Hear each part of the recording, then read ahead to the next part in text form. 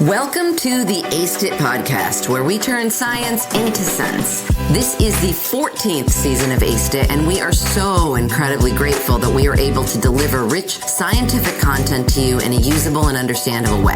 Aced It is brought to you via the Justice Community Overdose Innovation Network, or JCOIN. If you're new to Aced It, welcome. We're so glad you're here. And check out the prior seasons to begin or continue your learning journey. A special thank you to every wonderful listener. We promise we will continue working to help you learn and grow via Aced It. Also, a quick plug for a few other JCOIN features. Did you know you can get technical assistance for your organization from the experts at JCOIN? And did you know you can apply for a small research grant to help fund an innovative study idea? Yep, through JCOIN. And did you know you can apply to be a JCOIN LEAP scholar or investigator, a year-long mentorship that will improve your skills? Also through, you got it, JCOIN.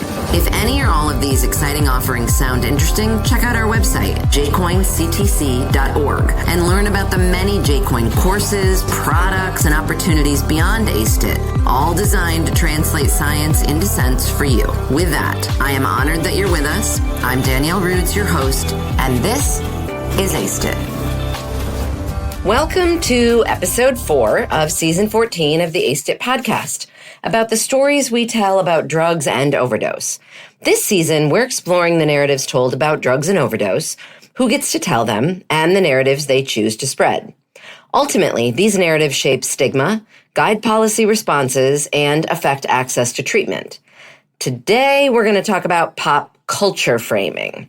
In this episode, we'll examine how movies, television, music, social media, and visual imagery shape public perceptions of drug use and overdose, often in ways that oversimplify or distort reality.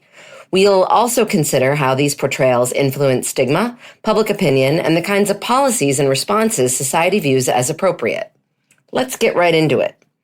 When most people think about where their understandings of drugs come from, they might say school, personal experience, or maybe the news. But in reality, much of what we know about drugs and overdose comes from pop culture, including movies, television, music, social media, and the images we see every day. According to research by Bosworth and colleagues and Dingman and Zabalesi Crawford 2021, these portrayals shape public attitudes, often reinforcing stereotypes that people who use drugs are dangerous, unstable, or morally flawed. According to CAPE 2009, film and television are especially powerful because they present dramatic, emotionally charged stories. Drugs are frequently depicted as chaotic, violent, or tragic, and these depictions are compelling for audiences, but not really representative of the full range of real experiences. Because substance use often occurs out of public view, media portrayals become one of the primary ways audiences imagine what drugs, addiction, and overdose even look like. This can create a narrow script for how drugs are expected to unfold, leaving little room for quieter or more ordinary experiences of substance use and recovery. Music also tells stories about drugs. According to Hanba and Hanba 2018, over the past several decades, references to substances, particularly alcohol, marijuana, and prescription medications, have become increasingly common in popular songs.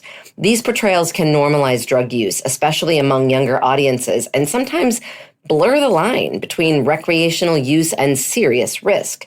Because music is often consumed repeatedly and in social settings, these messages can become deeply embedded in cultural norms and identity formation. Social media has expanded this influence even further.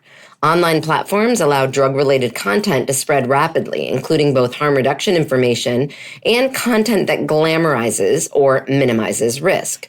Young people, in particular, encounter these narratives daily, shaping their perceptions of safety, danger, and what behaviors are considered normal, according to research by Habib and colleagues 2023.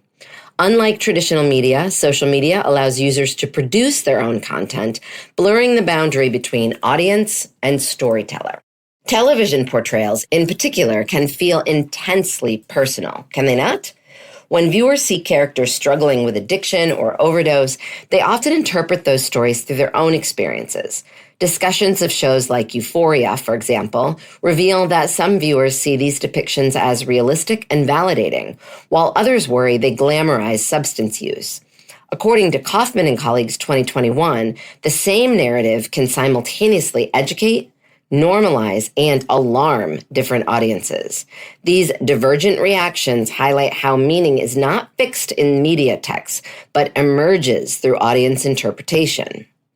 A particularly recent example is the Hulu series Dopesick, which tells the story of how Oxycontin entered the market and fueled the opioid epidemic. Have you guys seen this? Rather than portraying drugs and addiction as a personal weakness, the series emphasizes the role of pharmaceutical companies, aggressive marketing, and regulatory failures in creating widespread dependence. According to Alandresco, 2024, narratives about prescription opioids often differ from those about illicit drugs, framing users as patients rather than criminals. By following characteristics from different backgrounds, including doctors, patients, investigators, and families, Dopesick humanizes the crisis and highlights how ordinary people can become dependent through legitimate medical treatment. Based on research by Peak Busian and colleagues, 2024, such portrayals can increase public empathy and show support for health-based responses to drugs and overdose. Digital spaces can further amplify these narratives through peer interaction. Online discussion about substance use allows individuals to share experiences, seek advice, and influence others' perceptions of risk and acceptability, particularly among young people, according to a study by Oldfield and colleagues, 2021. In this way, social media functions not only as a communication channel, but a community that shapes collective understanding of drug use. Now, we cannot forget about the importance of visual imagery here. Media and anti-drug campaigns often rely on recognizable stereotypes, such as the junkie, depicting users as physically deteriorated, immoral, and dangerous. According to Sheeb, 2017, these one-dimensional portrayals ignore the diversity of people who use drugs and can foster fear, disgust, and social distancing, reinforcing stigma and undermining harm reduction efforts. Such imagery can make it easier to justify exclusionary or punitive policies by portraying people who use drugs as fundamentally different from the general population. And that just isn't the case. At the same time, pop culture does not stigmatize all drugs equally. Some substances, particularly prescription medications, have been framed as legitimate medical treatments, while others remain associated with crime and deviance.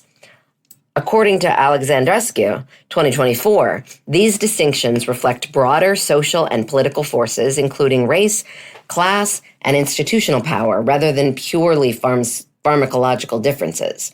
And let's not forget that these narratives have real consequences.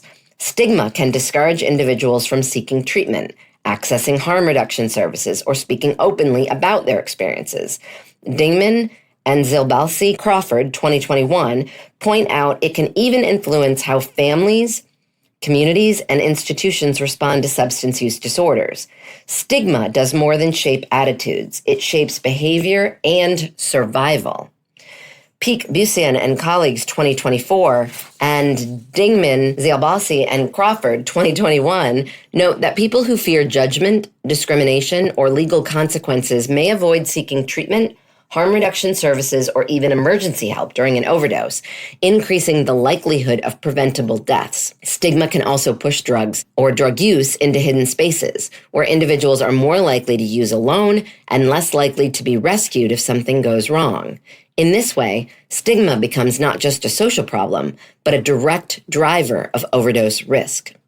Taken together, what we've talked about today shows that pop culture does not simply reflect reality, it helps create it. The stories we see and hear shape who we fear, who we sympathize with, and who we believe deserves help. Recognizing this influence is a crucial step toward challenging harmful narratives and promoting more accurate and humane understandings of drugs and overdose. Thank you so much for listening to the Aced It podcast. We love hearing from you, so if you have comments, topics to suggest, or some science you'd like us to cover in a future season, please write to me, Danielle Rudes at Sam Houston State University. My email is drudes@shsu.edu. And of course, thank you to the Justice Community Overdose Innovation Network, JCOIN's Coordination and Translation Center, funded by the National Institute on Drug Abuse, housed at George Mason University, where this podcast originated. Thank you to our fabulous scriptwriter team and also my fabulous doctoral students at Sam Houston State University, Bryce Kushmerek-McCune, Jalen Magana, and Alexa Mata. And a huge and a heartfelt thank you to the team at Slonky LLC for their wonderful podcast production as always. Tune in again soon for another episode of Aced It.